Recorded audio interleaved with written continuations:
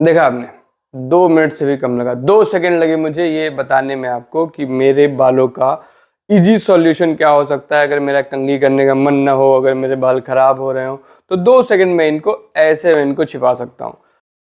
ऐसा ही कुछ चल रहा है इंडियन फुटबॉल में। जब आपके पास फॉरवर्ड्स नहीं है, स्ट्राइकर्स नहीं है, तो फिर आप क्या करते हो? आप एक 40 साल के आदमी को वापस लाते हो, कहते हो भाई प्लीज आ जा, रिटायरमेंट से वापस आ जा, 1 मैच 2 मैच 3 मैच 5 मैच खेल ले।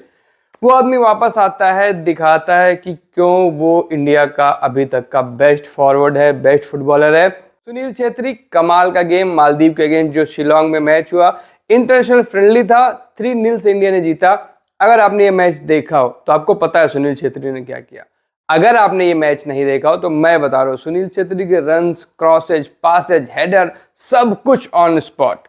लग ही नहीं रहा था कि सुनील छेत्री 40 साल के हैं, इंटरनेशनल फुटबॉल छोड़ चुके थे, वहां से वापस आकर खेले हैं। कमाल का गेम था उनके लिए, पूरी एनर्जी दिखी गेम में, पूरा मोटिवेशन दिखा, गेम प्लान दिखा, और सबसे बड़ी चीज ना, भूख दिखी, इंडियन जर्सी के लिए फिर से खेलने की भूख दिखी। तो इसके लिए उनको पूरे पॉइंट्स मिलते हैं। सुनील छेत्री जिस डेडिकेशन के साथ खेल रहे थे वो देखकर बड़ा अच्छा लगा। लेकिन क्या सुनील छेत्री का नेशनल सेटअप में वापस आना इंडियन फुटबॉल के लिए खुशखबरी की बात है? ऐसा कुछ नहीं। आप जानते हैं, आप लोगों ने ही इस पर बवाल किया था 10-12 दिन पहले जब सुनील छेत्री की वापसी की घोषणा हुई थी। लेकिन एआईएफएफ ऐसा क्या क्यों कर रहा है? क्या प्लान क्या है इनका इंडियन फुटबॉल के लिए?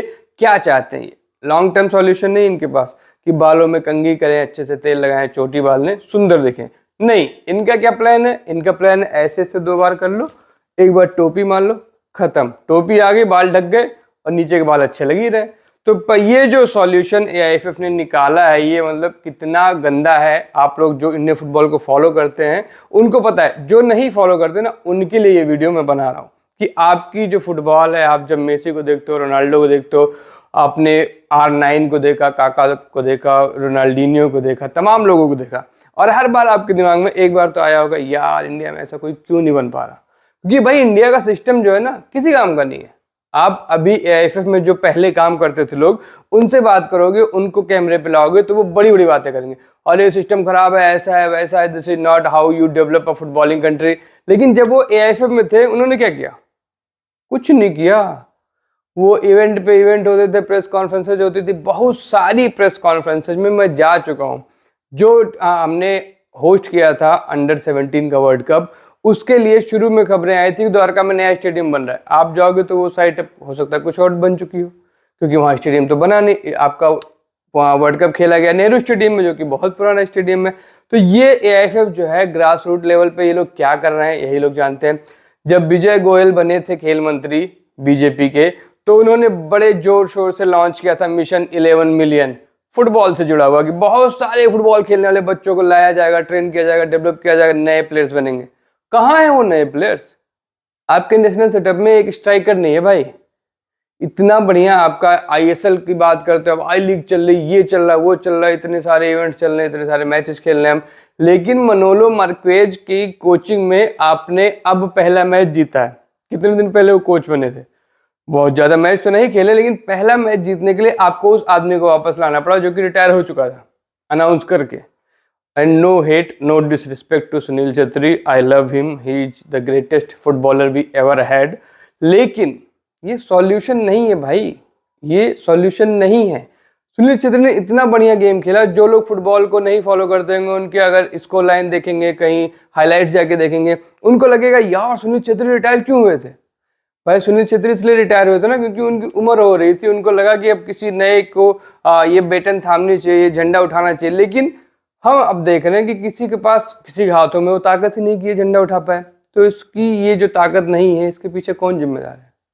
प्रफुल्ल पटेल इतने साल तक थे, उनके पहले प्रियंजन दास मुंशी थे, 2 लोगों को तो मैं मतलब पर्सनली जब से मैं फुटबॉल फॉलो कर रहा हूँ मैं जानता हूँ।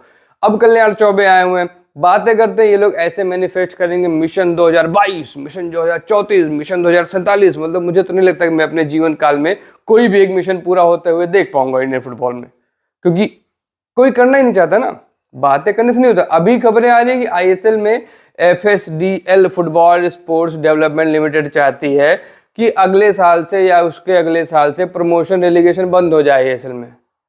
क्या है ये, सर्कस है? फुटबॉल लीग में अगर रेलीगेट नहीं हो रहा है कोई और कोई प्रमोट नहीं हो पा रहा तो मोटिवेशन क्या है खेलने का भाई? क्या सेंस बनता है? अगर आपको क्लोज लीग चाहिए थी तो